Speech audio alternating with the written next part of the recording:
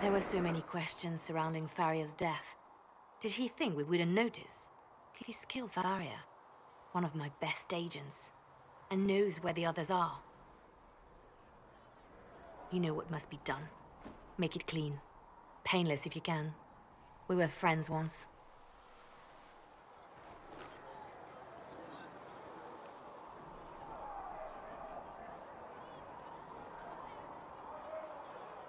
It will be done. I'm sorry you had to see that.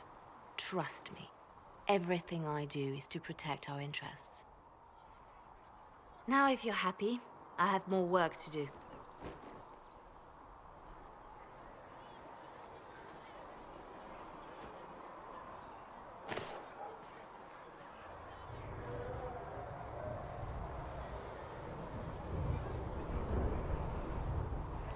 Reports of fade rifts and demons keep coming.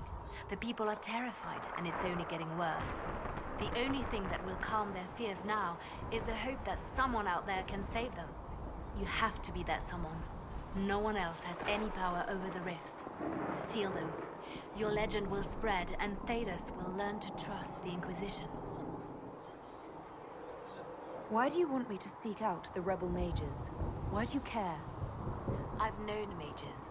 Some of them were better people than me. And yet I'm free and they're not. It's not right. They called you the left hand of the Divine. That they did? What of it?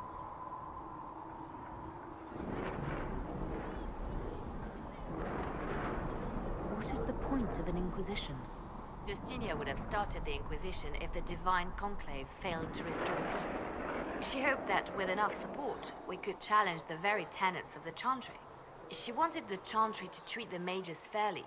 But sometimes I wonder, why stop at mages? The Chantry has committed many injustices.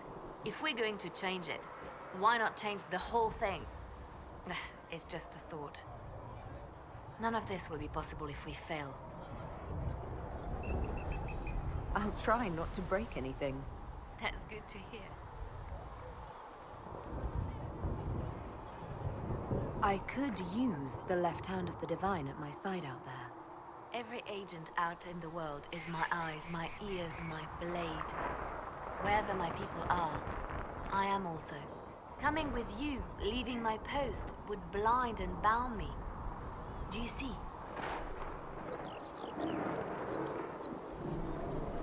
What exactly does the left hand of the Divine do?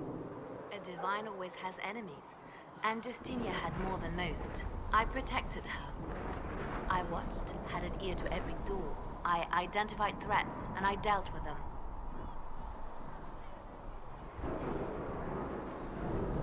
Why did Justinia have so many enemies? There were many who felt she was unfit to be divine. She had a past, a worldly life. Unlike many, she wasn't given to the Chantry as a child. She chose it, and somehow that made her unworthy. And because they thought she was unworthy, they wished her harm. It sounds like you did some unscrupulous things as the left hand. Perhaps, but wouldn't you do anything to protect what you love? I'd like to hear about Justinia. What was she like? A friend. A mentor. Like me, she had secrets, made mistakes. It made her human. I think her followers responded to that. Was there something more than friendship between you? You're asking if we were lovers? Typical. I was devoted to her, therefore it must be romantic. Love is common. Love is simple. My bond with Justinia was something greater. She was a sister, a mother, a teacher. So to answer your question, yes, it was more than friendship. How did you and Justinia meet? I met her a long time ago, before she became divine. Before she was Justinia. When I met her, she was Mother Dorothea. I was at my lowest. Broken. Lost. And she saved me. No, wait. She hates it when I say that. I saved myself. She just showed me it was possible. We'll talk more later.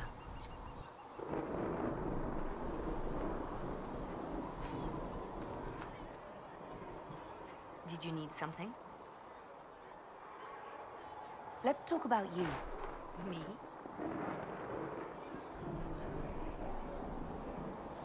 Bards tell tales. I bet you tell some good ones. There are plenty of tales in the library. Perhaps you should look for them there. What did you do before you worked for the Divine? I was a bard, an Orlesian spy for many years. For a time, I also served a small cloister in Lothering. After the Blight, the Divine called on me to oversee her personal network. Can you teach me to be a bard? Being a bard is so much more than being a spy. It involves a keen understanding of politics, the ebb and flow of influence, the great game. The Bards is an intricate dance where a smile can be sharper than any dagger.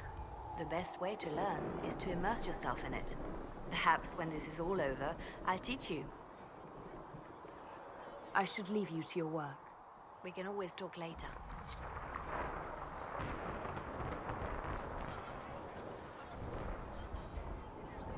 I'm listening. You seem to know a great many people. I have made friends, and on occasion enemies. It's unavoidable. You have a history with the Warden who entered the Blight, don't you? I count her among my closest friends. She's probably the only person I trust completely. I haven't heard from her in some time. She just disappeared. I try not to think about what might have happened. They say you spent some time in Lothering. Did you know the champion? We spoke a few times. I seldom left the Chantry, and we never became more than casual acquaintances. I saw more of the Hog twins. Bethany in particular.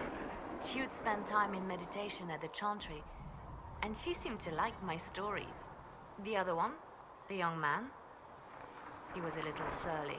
I did encounter the champion again later in Kirkwall. Those were terrible times.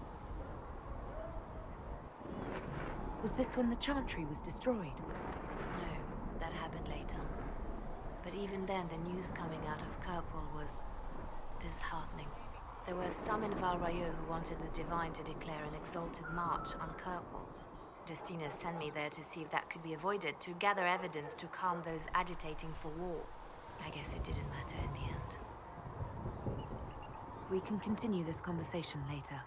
You know where I am.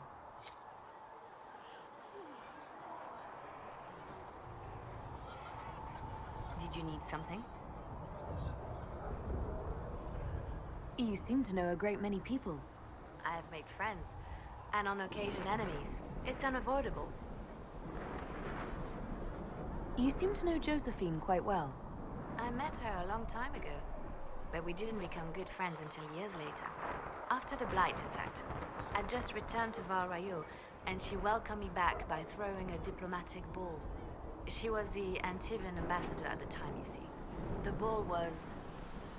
all right. Too many politicians. At midnight, Josie and I left to find a real party. We've been friends ever since. What do you consider a real party?